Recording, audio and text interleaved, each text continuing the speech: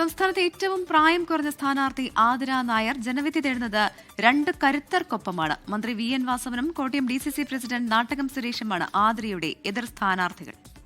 ഇരു മുന്നണികൾക്കും അപ്പുറം ജനങ്ങൾ ആഗ്രഹിക്കുന്ന മാറ്റം കൊണ്ടുവരാൻ കഴിയും എന്ന പ്രതീക്ഷയിലാണ് NDA സ്ഥാനാർത്ഥി. ഈ തെരഞ്ഞെടുപ്പിലെ ഏറ്റവും പ്രായം കുറഞ്ഞ സ്ഥാനാർത്ഥി ഏറ്റുമാനൂരിലെ ആതിര D നായരാണ് 24നോടൊപ്പം ചേരുന്നത്. ഈ തെരഞ്ഞെടുപ്പിലെ 2020യുടെ ജെൻസി കാൻഡിഡേറ്റ് എന്ന് വേണമെങ്കിൽ പറയാം. ആതിര ഇന്നിപ്പോൾ പത്രിക സമർപ്പിച്ചിരിക്കുകയാണ്. എത്രത്തോളമാണ് പ്രതീക്ഷ?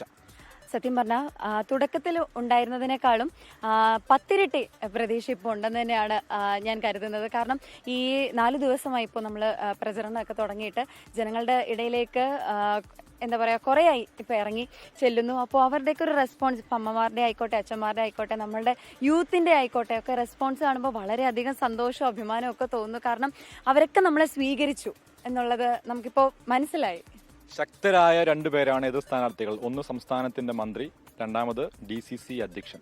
അപ്പോൾ എത്രത്തിലാണ് ഒരു പ്രതീക്ഷ?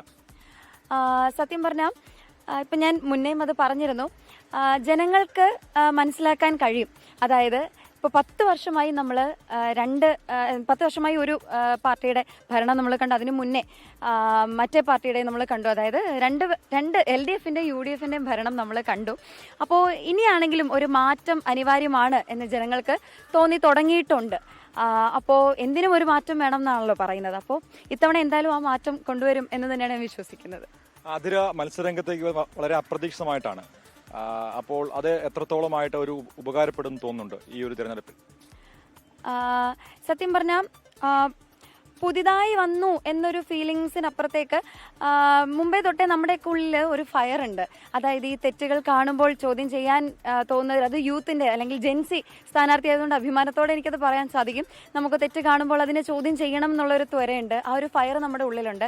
അതിനൊരു അവസരം, വേണ്ട വിധത്തിലൊരു അവസരം സത്യം പറഞ്ഞാൽ കിട്ടിയത് ഇപ്പോഴാണ് എന്നാണ് ഞാൻ മനസ്സിലാക്കുന്നത്.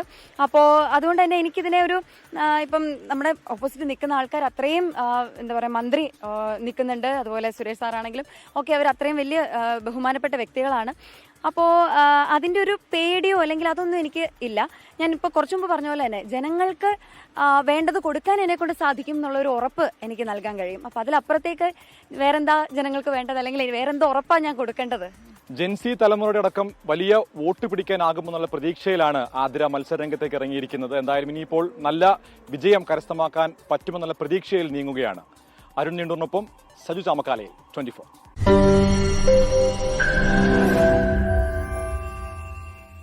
ലോകത്തെവിടെയായാലും ഏത് സമയത്തും 24 വാർത്തകളും ഓഗ്മെന്റഡ് റിയാലിറ്റി പാക്കേജുകളും എക്സ്പ്ലെയിനറുകളും വിശദമായി കാണാൻ ഞങ്ങളുടെ YouTube ചാനൽ നിങ്ങൾക്ക് സബ്സ്ക്രൈബ് ചെയ്യാം.